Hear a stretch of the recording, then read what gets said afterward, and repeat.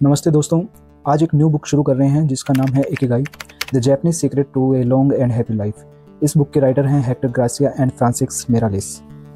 इस बुक में इस चीज़ पे ज़्यादा फोकस किया गया है कि आप एक लंबी आयु और एक खुशहाल जीवन कैसे जी सकते हैं। चलिए शुरू करते हैं इसके फर्स्ट चैप्टर से, द मिस्टीरियस वर्ड इकिगाई।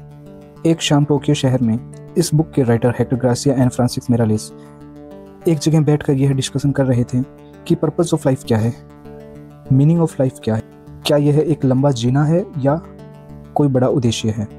क्यों ऐसा होता है कि कुछ लोग यह जानते हैं कि उन्हें अपने जीवन में क्या करना है और वो बहुत ज़्यादा पैशनेट होते हैं, और कुछ लोग ऐसे भी होते हैं जो कन्फ्यूज़न में होते हैं।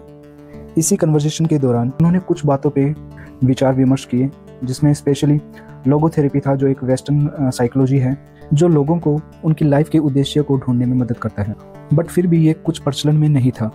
इसके बाद जब उन्होंने थोड़ा और डिस्कशन किया कि हमारी लाइफ का मतलब क्या है, क्यों कुछ लोगों को अपने जीवन का उद्देश्य क्लियरली पता होता है और दूसरी तरफ कुछ ऐसे भी लोग होते हैं जो कन्फ्यूजन में होते हैं। इसी सब डिस्कशन के बीच में एक शब्द आया, इकिगाई, जिसका मतलब लोगोथेरेपी से कुछ बढ़कर है। इसे समझने के लिए जापान के एक आइलैंड ओकिनावा, वहाँ के लोगों के जीवन पे थोड़ा प्रकाश डाला जाता है। इस आइलैंड में ऐसा क्या है, इस आइलैंड के लोगों के जीवन की विशेषता यह है कि ये लोग दुनिया भर के सबसे ज़्यादा 100 साल की उम्र से अधिक आयु के बुजुर्ग यहाँ पर रहते हैं। और ऐसा किस कारण होता है? क्या वह हेल्थी खाना खाते हैं, या खुले वातावरण में एक सिंपल लिविंग, या फिर ग्रीन टी, और या फिर एक एवरेज टेम्परेचर क्लाइमेट? क्या इसके अलावा ऐसा कुछ है जो इन लोगों की ज़िंदगी इतनी खुशहाल और लंबी बना देता है? इसी सब को ढूंढते हुए उन्होंने यह पाया कि इकिगाई ही एक ऐसा रीज़न है जिसके कारण वो लोग इतनी लंबी आयु जी पाते हैं और अपना जीवन खुशहाल से बिताते हैं। और जब इसके बारे में गहन स्टडी की गई तो उन्होंने यह डिसाइड किया कि हमें उस आइलैंड पे जाकर ही सब कुछ पता करना पड़ेगा। और जब वो दोनों वहाँ पहुँचते हैं तो वह पाते हैं कि वहाँ के लोग एक प्राचीन भाषा बोलते हैं और लंबे बाल रखते हैं और बड़े हंसमुख होते हैं। और जैसे ही वो वहाँ पहुँचते हैं वो फील करते हैं कि वहाँ के लोग उनके साथ एक दोस्ताना व्यवहार शुरू कर देते हैं। और जब उन्होंने वहाँ के सबसे वृद्ध इंसान से इंटरव्यू किया तो यहाँ भी उन्होंने यही देखा कि वो लोग बहुत ज़्यादा जॉयफुल हैं, बहुत खुश हैं, और उन्होंने अपनी ज़िंदगी बहुत ही खुशी से जी है। पर यहाँ भी उनकी मिस्ट्री सुलझी नहीं है, उन्हें नहीं पता चला कि इकिगाई है क्या।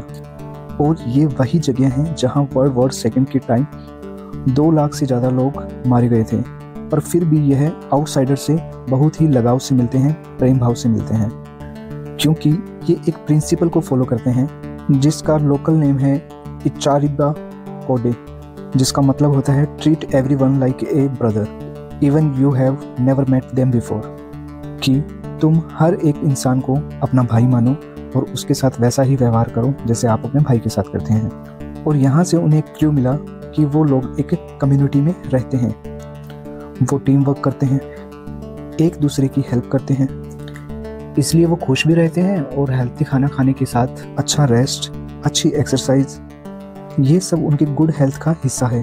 पर इसके अलावा जीवन जीने की खुशी उनको इंस्पायर करती है, हर एक दिन को एक जन्मदिन की तरह मनाना, हर एक दिन को खुशी के साथ जीने की प्रेरणा देती है।